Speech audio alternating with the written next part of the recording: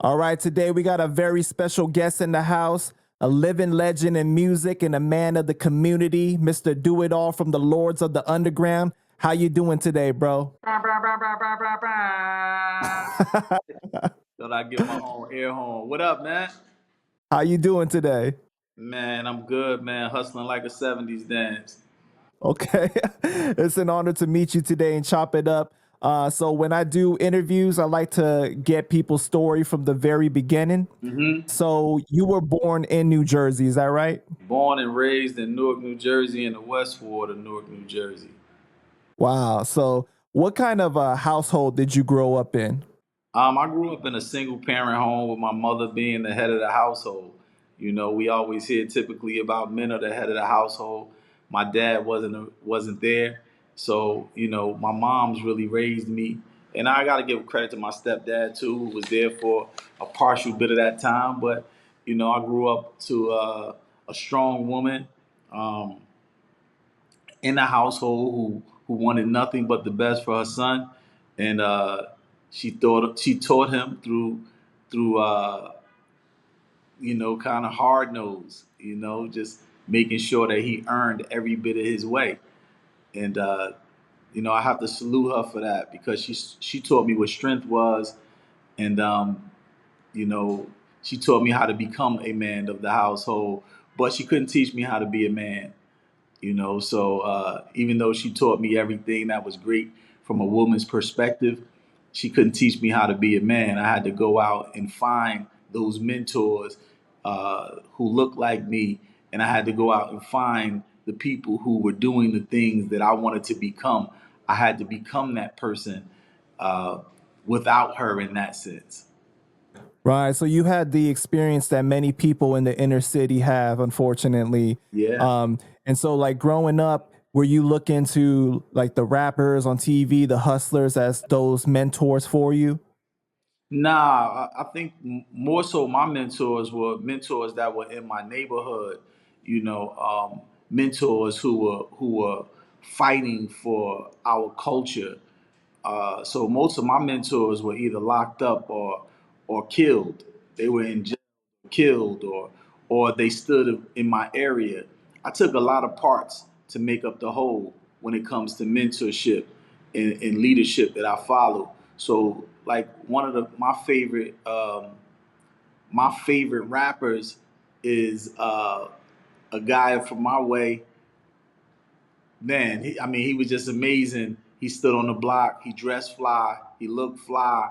He spit the illest bars, and he's the one who inspired Do It All to become the MC that he was. But nobody ever heard of him, and his name was Shake. We called him Shake, you know. And Shake never made a record, but Shake, in my era of coming up in the mid '80s, late '80s, before I got on, he's the rapper that inspired me to dress fly, look fly, and be fly as an MC. But nobody ever heard of him. But that's one of my mentors. And then you had other people who was like the chief of staff to a councilman in my neighborhood who became Lords of the Underground's manager. He taught me about what it is to read books and listen to music that change your mindset and explore your mind. And you know, then I had a Nigerian teacher who taught me what manhood was and how to be amongst others and still stand out. You know, so my inspiration and influences didn't just come from the gangsters and phony characters on TV. It came from the real life movie. It came from real life characters in my neighborhood, in my community. That's beautiful because it seems like you have a wide array of influences growing up that really help shape your character, right? Right. I think though too, just to be clear, you know, I think influence is powerful. You know, that's what I've learned growing up in my community and traveling the world is that influence is powerful. But what I learned is that inspiration to me is more powerful, you know, because influence, I noticed when I was influenced by someone, I was under the influence, right? And when you're under the influence of anything or anyone, you're not really yourself. you're as if or like or just like him or her but when you're inspired, when it's inspiration and you're inspired, you're in spirit with the thing, the it that makes it move. And we say God, some people say the universe, some people say a vibe or whatever it is. But when you're in spirit with something, you're in tune. You're in tune with this vibration and it carries further. I love that you went ahead and broke that down, the difference, because like you said, it is when you are inspired, it's usually positive. When you're influenced, sometimes it has more of a negative connotation to that. Right, right. Influence can be, just like negative, it attracts,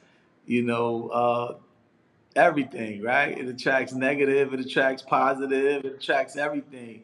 But Right. positive attracts positive. So, did you grow up with any siblings, or was it just you in the household? No, I grew up with siblings.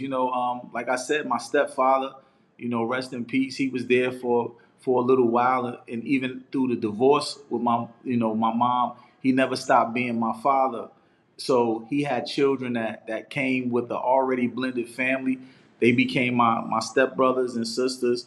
But him and my mother also had another child, which was my sister, and then my biological father had a son as well. So I have a array of brothers and sisters, who I still keep in touch with today. One has passed, but I still my brothers and sisters, whether step or not, they're my brothers and sisters. We've built a relationship that still lasts on to this day. Right, right. How would you describe yourself as a kid? Like, were you into sports, or did you show an early interest in music already? Oh yeah, I was somebody who already knew everything. I should have been know it all instead of doing and at least I thought I knew it all. I love sports. I was a big baseball fan. I actually thought I would be a New York Yankee before I became a hip hop artist. Wow. Um, I played basketball. I played football.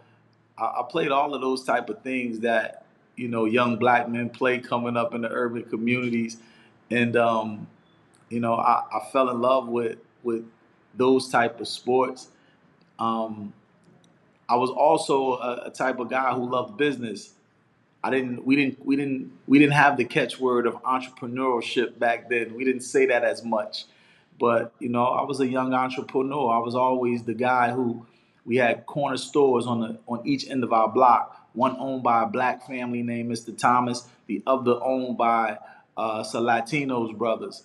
And I would go down to each store and I would ask questions, and I guess Mr. Thomas had initially thought I was being a pest, but when I see that truck, that tasty cakes truck pull up with all of the cakes, or the Bonton, at back then Bonton potato chips, or the Wise potato chips truck pull up, I wanted to know, how did you just get all of that stuff off of the truck, put it in your store, and I didn't see any money exchanged, or I'm paying attention like that, and he's the one who schooled me and taught me, what inventory is and intake, and all of that type of stuff. So I was one that was about my business, and mind you, I didn't know. It was just interest. As a youth, you don't really know that the thing that you're interested in has this title to it, or it's called this, or this is the term for it. You just know what you like and what you don't like. So as it's not until I got older that I respected those moves and understand what I was doing. Right. It's amazing that you were so inquisitive at such a young age, wanting to know how things work, Right, right, and definitely. and I'm sure that that really helped you later on in life. Yeah, it really did. It's still to this day.